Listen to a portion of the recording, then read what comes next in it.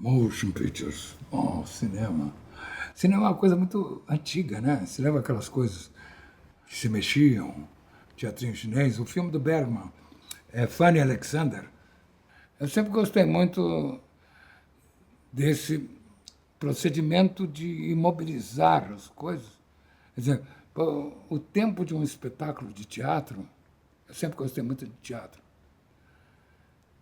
Mas teatro é uma coisa tão velha, que já mataram tantas vezes e não morre essa porra. Eu amava o cinema. Eu tanto amava que eu morava em Porto Alegre. Eu já gostava de teatro porque, pô, eu nasci na fronteira, do lado errado, do lado de cá. Mas eu gostava desse negócio de teatro e tal. Então, eu montava espetáculos com, até aristotelicamente, tinha um sentido. Unidade de tempo, lugar e ação. O tempo tem que ser o tempo da, da, da dramaturgia, tem que ser o mesmo tempo que a coisa acontece. O lugar tem que ser aquele lugar.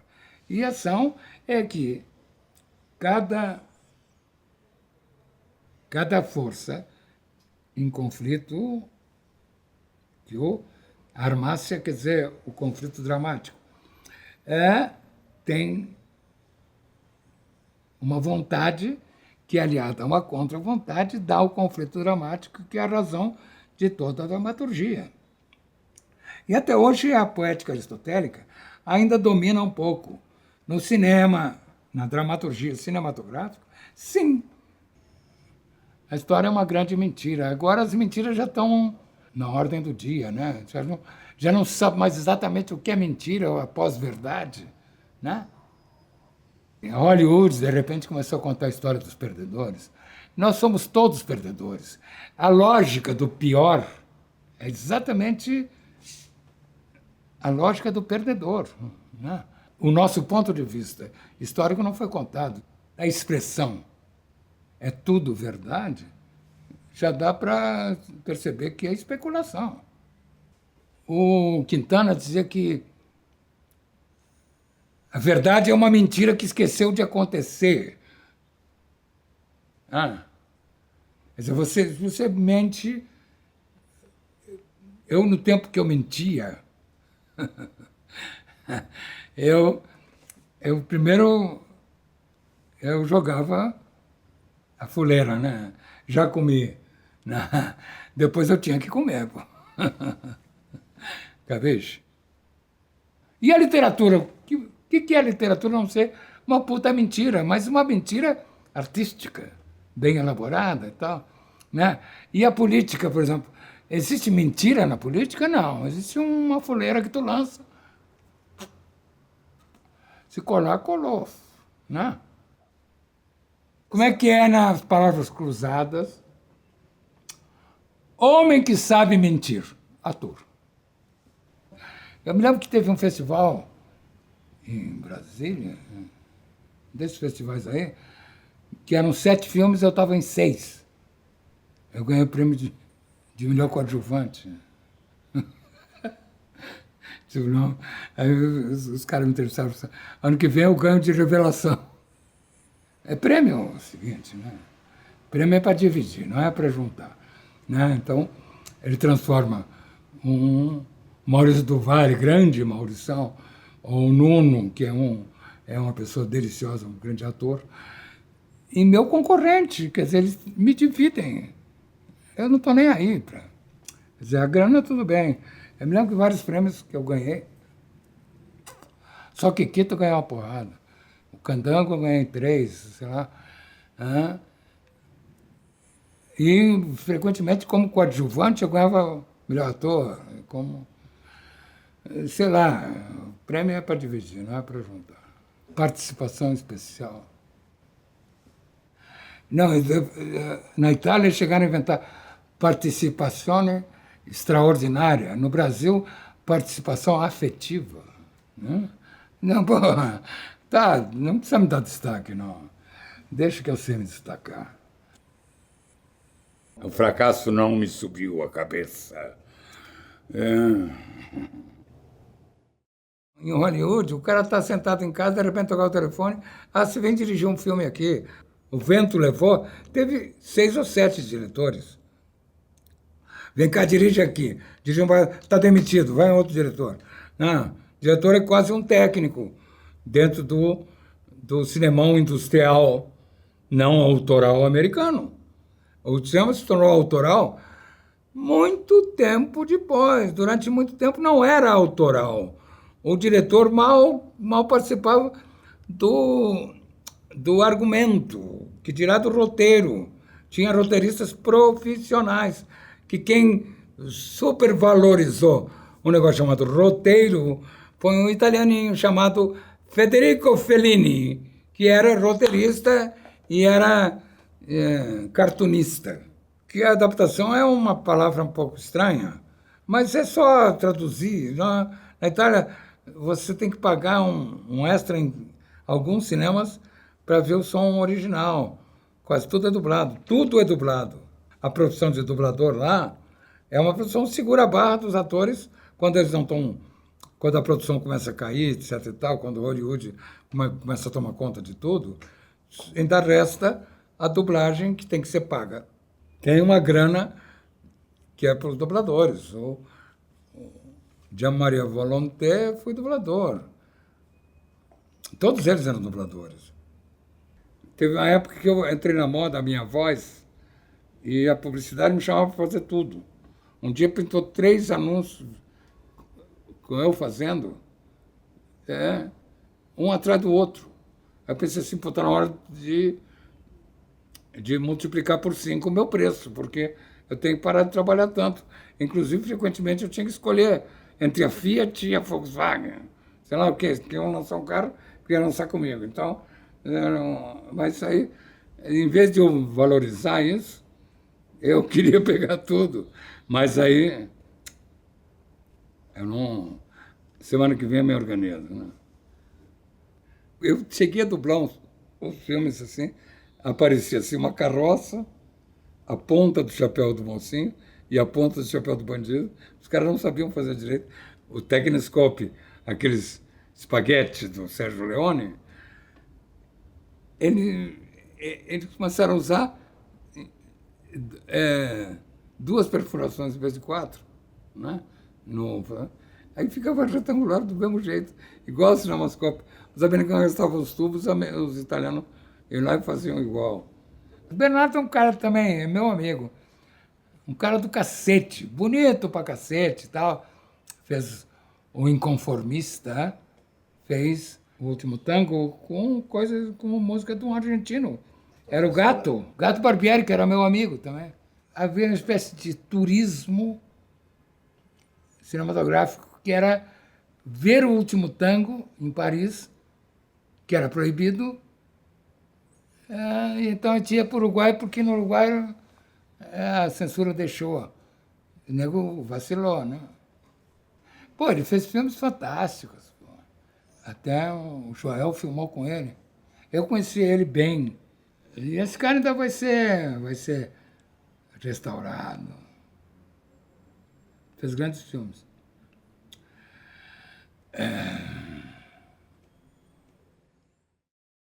Y arrastré por este mundo la vergüenza de haber sido y el dolor de ya no ser.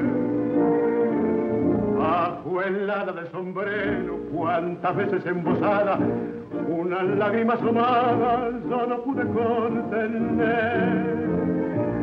Y crucé por los caminos como un paya que el destino se le empeñó en deshacer. Aquilo não é para mim já. Foi assim que o Dichan mandou para... Era uma coletiva dos artistas e ele mandou um mitório. Eu acho que é dos fatos mais importantes da arte atual. O cara mandou um mitório para uma coleção de arte.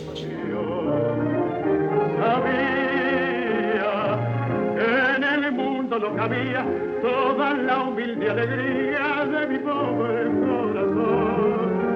Ahora, quando já não havia mais folha nas árvores e nem frutos na ramada.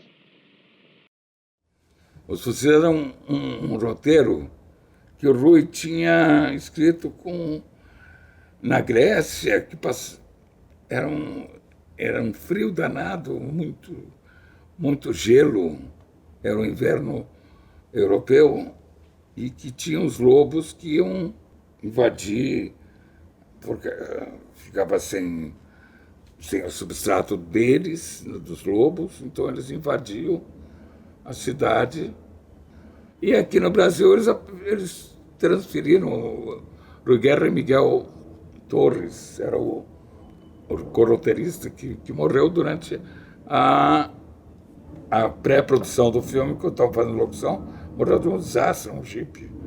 Era a seca, em vez de gelo, era neve, em vez de neve, era o sol, que era um personagem do filme. Só que chegando lá, pintou neve, foi a seca o tempo todo, o sol demorava a aparecer, então atrasou a filmagem muito. E tinham muitos retirantes, que era gente que fugia da seca, porque havia uns paiol, uns depósitos de alimentos que estava correndo o perigo do povo, em vez de lobos, era o povo brasileiro.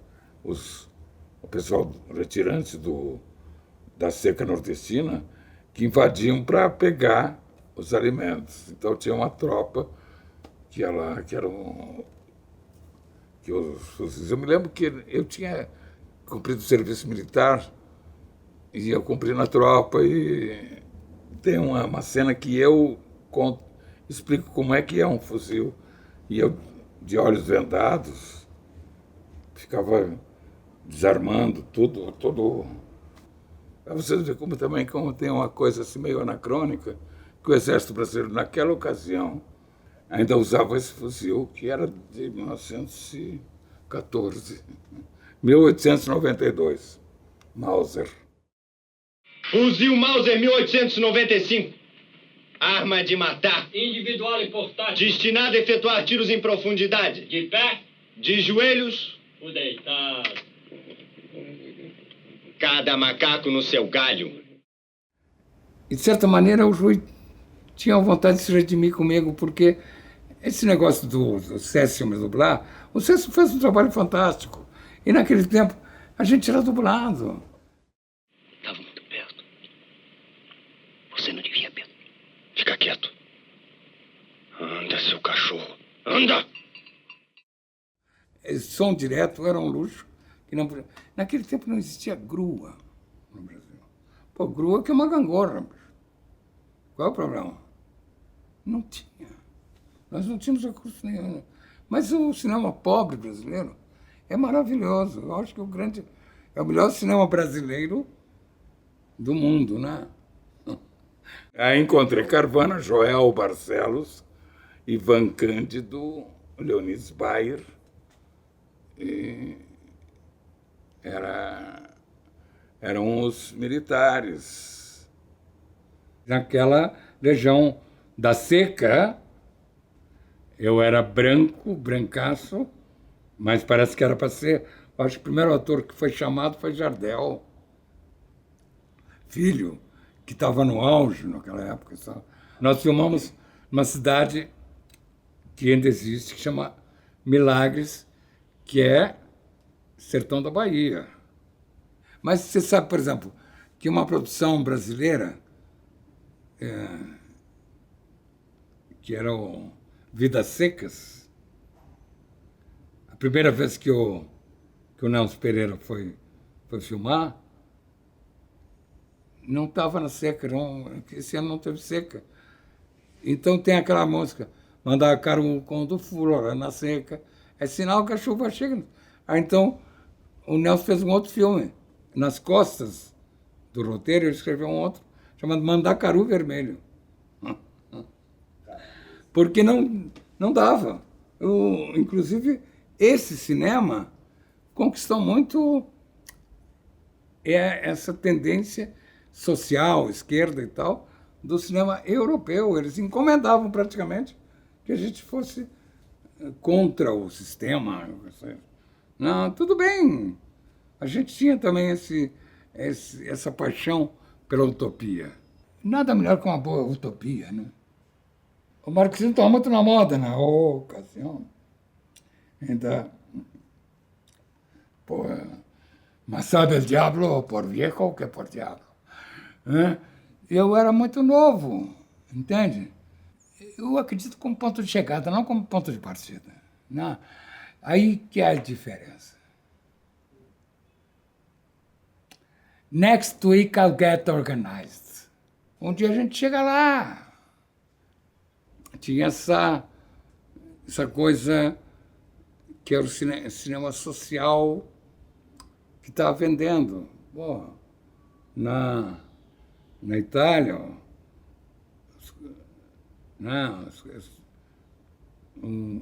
o neorrealismo era tudo comunista. Tinha o Canto da Sereia, assim, tinha a coisa utópica, mas tinha também uma coisa meio guerrilheira, meio passional da gente. Estou te incluindo nessa história, porque eu estou olhando para a sua cara e estou percebendo que você também teve esse período meio romântico, digamos assim. Que era um romantismo de esquerda. E o cinema novo, que era uma tendência, uma paixão pela utopia, e, na realidade, a turma eram maus meninos de boas famílias. É impressionante a coincidência desse tipo de personagem do cinema brasileiro, que é o mau menino de boa família, né? Que era o cinema brasileiro é cheio desses caras, né? Aí não é para sacanear, não. Olha o Joaquim Pedro Melo Franco de Andrade, filho do Dr. Rodrigo, né? É o grande comediante do cinema brasileiro. Começou em 5 vezes Favela, Joaquim, né? Que é o tiro de meta do novo cinema brasileiro. Eu conhecia essas coisas, eu olhava para essas coisas, entende? Então, para mim, no universo brasileiro, foi uma vantagem. O cinema popular brasileiro é só em São Paulo, Oswaldo Candeias, Capovilla mesmo. O Capovilla, ele é mais intelectual, mas ele era dessa turma do Ramalho, do Oswaldo Candeias, que era aqui de São Paulo. Eu tenho muitas obras sobre esse cinemão paulista, meio que gente do povo fazia cinema, entende? O Oswaldo Candeias é um cara popular. A miséria não faz muito mal para o cinema, não. O pessoal da Boca do Lixo em São Paulo encrencava um pouco com o cinema novo, que era eminentemente carioca. Mas o cinema paulista era mais ligado ao substrato brasileiro. Era uma coisa assim, era o cinema real do Brasil. Que, porra, a Boca do Lixo, na realidade, era onde ficavam todas as distribuidoras brasileiras, produtoras brasileiras de cinema. Então, em São Paulo estava ficando assim, uma área da cidade marginalizada como área de prostituição. Então tinha puta e cineasta assim, passando ali. Aliás, essa série que eu estou fazendo agora, que é Magnífica 70, é exatamente a época que tinha produtoras de cinema e ao mesmo tempo tinha uma área de prostituição. Rua do Triunfo, Rua Aurora, essas ruas aqui em São Paulo ainda não são bem, já não é mais putaria. Esse período, que é pornô chanchada, não era pornô, porque não podia, a censura não deixava aparecer pentelho, não podia. Não, seio era singular, só parecia um seio, 2 seios não. Bunda ia até um certo ponto, depois não completava, não contornava o Arschloch. Arschloch é cu da bunda, Asshole em alemão. é Arschloch. Então não tinha essas coisas, não tinha pentelho.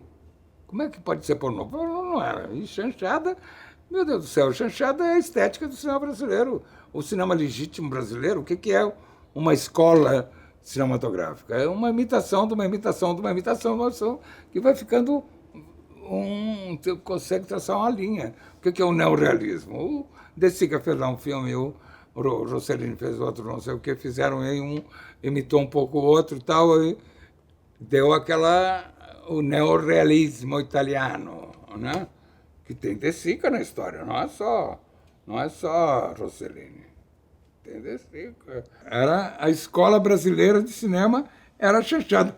E, é claro, como era coisa nossa, a gente vendia barato. Vendeu tão barato que eu acho que houve uma apropriação pelos americanos. Mel Brooks, eu acho que a linha dele de comédia se assemelha muito à chanchada brasileira. Era um cinema possível, um cinema, eu considero até guerrilheiro, sabe? Que teve uma época que foi classificado como BO, baixo orçamento. Tinha os financiamentos da Embra, quando houve quase uma dependência da produção brasileira da Embra Filme, que se tornou, numa época, a única fonte de recursos. Tinha cara que fazia filme com 10 latas. O João Batista de Andrade fez o Gamal com 10 latas. 10 latas. Tu tira as claquetes, dá uma metragem de um longa. Só tirando as claquetes. De 10 latas, eu acho que dá. Um dia eu perguntei para esses americanos que faziam aquele filme aqui, como é que era o negócio de plano, se era 2-1, 3-1. O quê? Você não pensa nisso. Você quantas vezes precisasse. Né? Take 20. Plano 1, take 40. Eu quero fazer 40 vezes. Né? Até dar certo. E faziam daqui. Chutava para tudo que é lado. Não tem como não editar. No Brasil, não. Tinha que ver o eixo direitinho. Senão, não dava edição. Invertia o eixo. Hoje é linguagem, né? Inverter eixo. A linguagem do cinema tem muito a ver com a evolução, né? Evolui na medida que são leis que vão desaparecendo, né? Naquela época tinha um esquema de produção que tinha na Itália, tinha na Europa, né? 3 curtas, mais ou menos, que tinha algum vínculo. Eles juntavam 3 média-metragem e faziam... Porque a lei do exibidor dominou muito o cinema há um período. Aí os exibidores, porra, mas por que eu que tenho que pagar? Então saía da bilheteria, uma percentagem para o curta. O que deu assim, um estímulo para muita gente passar a fazer curta e em seguida não. Como quem pagava era o exibidor, os caras pegavam um curta o Jabor tinha um curta de meia hora. Fazia 3. Maioria absoluta que era sobre analfabetismo. Porque a maioria absoluta brasileira era analfabeta. Na época. Tinha um cinema brasileiro que era um filme, eu acho que era Jabor, sei lá o que tinha uma parte colorida e uma parte preto e branco, parece um negócio histórico. E aí o cara tirou a parte preto e branco, fez um filme preto e branco e um colorido. Então ele fez 2. Comprou um e botou 2 em cartaz. O produtor faz tudo. Ele arrisca, ele banca, tá? E tem 30%. O distribuidor tem 20% de porra nenhuma. Ele pode até adiantar algum para garantir o direito de distribuir um filme que ele acredita. Mas aí o exibidor, que tem 50%, e tem O teatro, a materialidade da Casa de Espetáculo naquele tempo era, os cinemas eram verdadeiras catedrais. Agora não, agora é 20 cinemas num shopping. Agora é auto-sequestrado. O cinema universal está auto-sequestrado. São Paulo tem um cinema de rua. Mas o produtor, coitado, que se fode, né? Porque, pô, vem um produto americano já pago, produzido já, Metro, os grandes estúdios, ou tiveram que fazer leis de proteção para conseguir exibir isso nos filmes. Não era fomentar a produção. Então, os caras exibiam o mínimo possível. Então, numa época, fazia parte das escolas de cinema a tarefa com um orçamento low budget, um baixíssimo orçamento, para se produzir um filme. Então, um aluno virava continuista, o outro virava... Eles montavam uma equipe de cinema e um dirigia. Depois, o que tinha dirigido era continuista do outro e tal. Então, pintou assim, como matéria do currículo das escolas de cinema de Niterói. Niterói tem escola de cinema. Das primeiras do Brasil. O Nelson Pereira, que era... O Pereira que foi o cara que fundou aquela escola de Niterói, Nikit. Tinha escolas de cinema que também era uma coisa do Ministério da Educação, que tinha uma verba para produzir curtas-metragens, como se houvesse um cinema de curta-metragistas, muito curta-metragistas. Eles começaram a fazer muito curta-metragem no Brasil e começou, inclusive, a pintar uma percentagem que era do exibidor. Olha só que sacanagem. O exibidor tinha que exibir, obrigatoriamente, um curta brasileiro com certificado de censura, o cacete brasileiro, que tinha que... A lei do curta que tinha que ter 10 minutos no mínimo. Não se tinha uma metragem meio padronizada. Você sabe melhor do que eu isso, porque você é curta-metragista. Não, nunca fiz, não. Mas... Não, tá, velho. Aprenderão! Dominarei esta terra! Botarei estas histéricas tradições em ordem! Pela força! Pelo amor da força! Pela harmonia universal dos infernos! Chegaremos a uma civilização!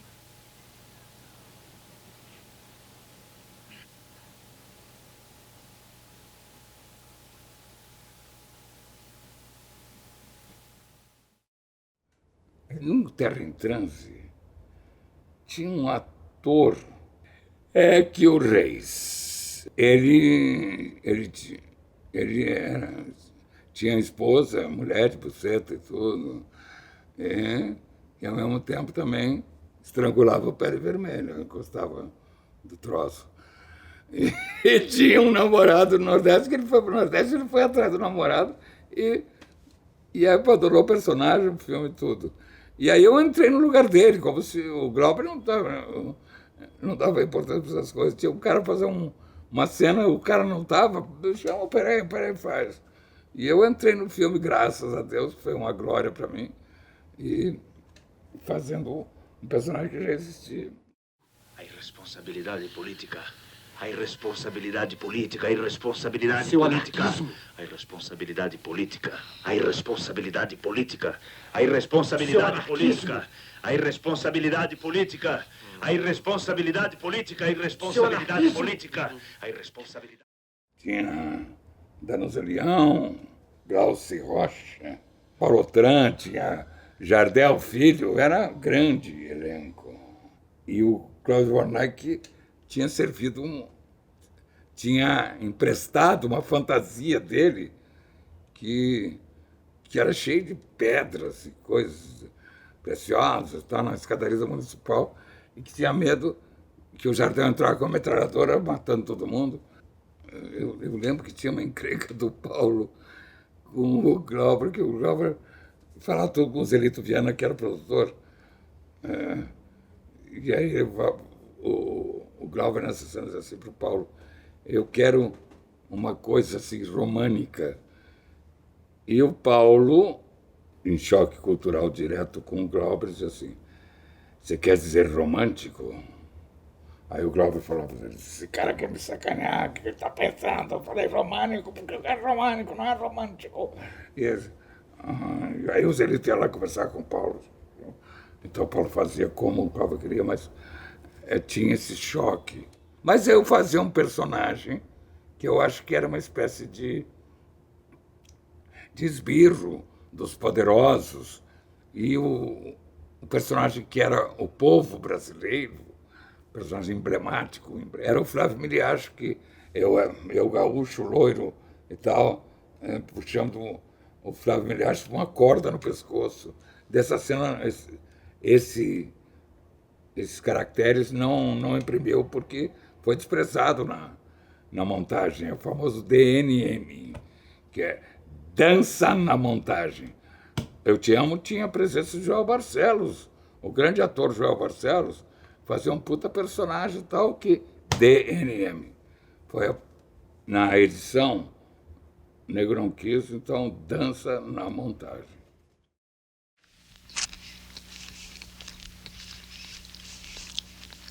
Eu sonhei que tu estavas tão linda, numa festa de raro esplendor. O Silvio, que era amigo do André Tonati, pediram financiamento para um filme para o Abreu Sodré, o governador Bé, e descolou essa verba para o Silvio Lana e para o André fazerem 2 filmes em vez de um. Eu lembro que uma vez eu fiz um filme que eu vi as claquetes e a claquete era outro filme. O cara descolava, eu não fazia 2. O Silvio demorou. Quando foi fazer o Bang Bang, sobrou pouca coisa. Mas assim mesmo se fez. Sagrada Família e Bang Bang. Então um produzia o filme do outro. E tem muita referência no filme, né? Tem Atari, que é a música, que eu saí de Jeep e tal.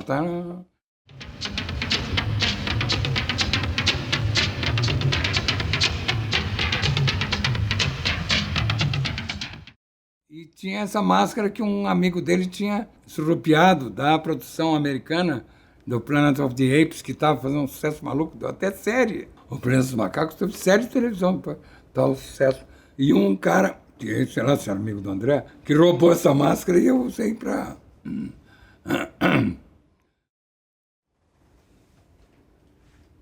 Vamos parar um pouco? Vamos comer? Vamos. Pô, eu não sou cozinheiro. Eu, de vez em quando, cozinho para os amigos. Né? Bora. Demora.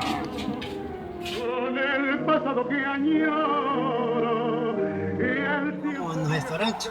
Não, na padaria. Que restaurante? Na hora de almoço, né? Oi?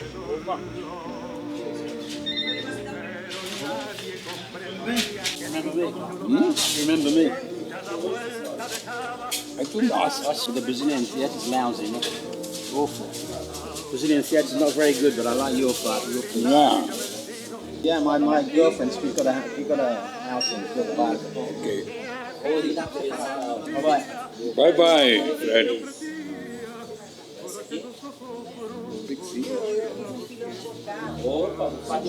Não entendo mais inglês.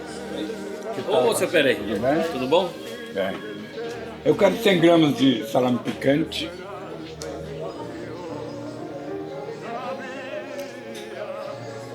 Eu sou cliente antigo, então eles cagam pra mim.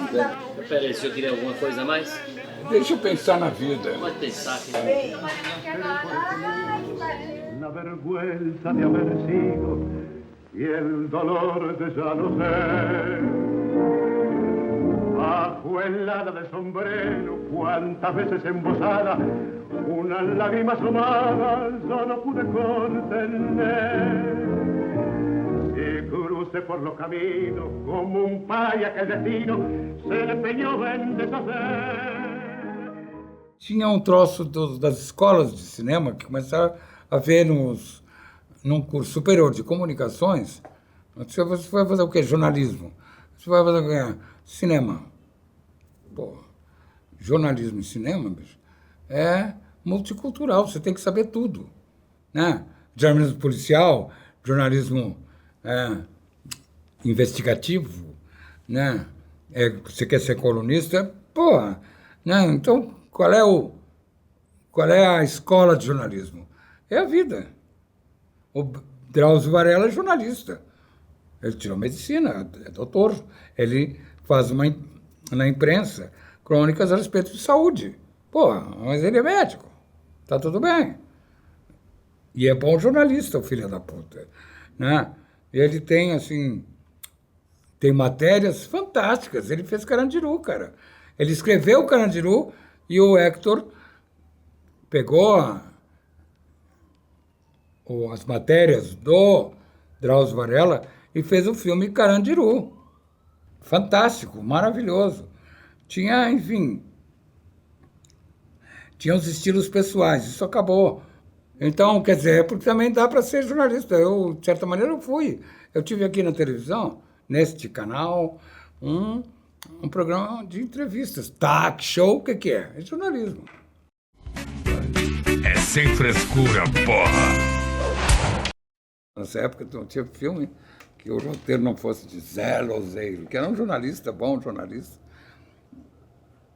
E começou a fazer roteiro cinematográfico por causa de uns filmes jornalísticos, tipo Esquadrão da Morte, essas coisas assim. Eu não quero transa com aquele puto, não. Não se faz com ninguém o que ele fez comigo com o Micuçu, porra. Pois é, mas fez. E você vai ter que engolir. Tu não é o bom? Tu não quer estar por cima? Pois então, tem que se fuder também, rapaz. Ou tu pensa que eu mando sozinho? Eu tenho que compor. É o jogo do poder. Lúcio Flávio foi um filme problemático, porque tinha um personagem que era inspirado no Mariel Marisco, que era cana e era bandido também. E era ligado ao pessoal do Jogo do Bicho. E o Mariel estava vivo e querendo se livrar de uma... Ia, pô, da tranca. Porque não pode fazer um filme confessando que você é bicheiro, pô. Como é que pode? Bicho é contravenção. Meu Deus do céu, tinha irmãos, primos, parentes, gente da família dele que estava em cana, querendo ser absolvido. Então, como é que ia falar no cara? O cara comete um assassinato no filme. Tem que mudar o nome, tem que... As coisas não podem ser assim, não podiam ser assim. Eu queria conhecer o Mariel, não foi possível. Eu queria conhecer, eu quero conhecer. Estava em cana. O Hector começou a receber ameaças. O cara queria sair da cadeia e o cara tinha matado gente pra cacete. Isso que ele tá mostrando no filme, pô. E aí, botar no filme ele matando? Não, o cara quer sair da cadeia. Não, então, o filme teve pressões de tudo que era lado, de baixo e de cima. Eu fiz o personagem Mariel e meu nome era Moretti. Moretti. Porcaria de limão, vai estragar minha caipirinha. Te pego no meio da rua e te rasgo em qualquer lugar. Ué, você sabe que eu nunca me preocupei com a vida que você leva? Você agora vai ligar para o que eu faço, que eu deixo de fazer? É o primeiro filme do Miguelzinho Faria, que depois... Esse personagem até era para o Joel Barcelos fazer, mas o Joel pedia uma grana altíssima e criava caso, porque ele tinha que era uma percentagem do filme e tal. Eu que queria era fazer os filmes. Eu ficava torcendo para o Joel não fazer para mim entrar no lugar dele. Era a história de um bandido famoso, que ficou famoso porque se escondeu nos esgotos do Rio de Janeiro. Dá para entrar a cavalo ali no esgoto. É grande. Esse personagem do crime, que no filme é ficção e eles deram o nome de Pedro Diabo, mas eu acho que tinha roncador, cara de cavalo, tinha uns bandidos famosos. E a história é interessante, mas essas coisas eram muito difíceis de contar, porque a gente punha no cinema esses caras e era uma espécie de delação. Vai trabalhar, Vagabundo. Vai trabalhar. Vagabundo. Vai trabalhar, vagabundo. Foi o primeiro filme que o Hugo escreveu, e o Hugo sempre foi um autor do cinema brasileiro. Filmar com ele era um barato, ele filmava cantando, ele cantava muito bem. Além de ter um grande senso de humor e ser um homem performático, o Hugo, ele seduzia a equipe toda, ficava todo mundo apaixonado por ele. E ele dirigia os filmes dele conversando, e ele fazia uma espécie de performance ao dirigir, e assim ficava todo mundo fissurado nele. O Carvana era um performer. E, além do mais, ele tinha ideias muito boas. Ele não pode-se dizer que ele fosse um diretor, que ele dominasse a linguagem, fosse um diretor técnico. Eu fazia o que queria no filme. É um filme subjetivo, legal, lindo, que tem o Hugo também como protagonista, mas é um protagonista meio heterogonista. Os antagonistas, na realidade, era o Xavier e eu. O Carvana não tinha muita disciplina dramatúrgica, por exemplo.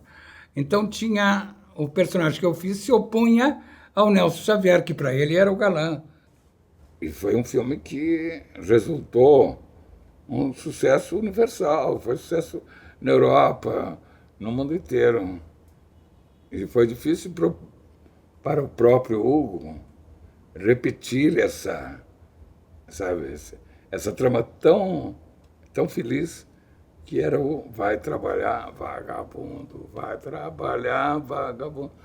A música era do Chico Buarque, que eles eram bem amigos. O Hugo e o Chico eram bem amigos na ocasião. A gente almoça e só se coce, se roça e só se vicia. A porta dela não tem tramela, a janela é sem gelosia, nem desconfia. Ai, a primeira... E qual é a história do... que eu falei, eu vou contar depois essa história, tá foda-se. Já jogou. Meu carinho muito mais, mas parei por um instante, pensei mais 2 minutinhos e voltei um pouco.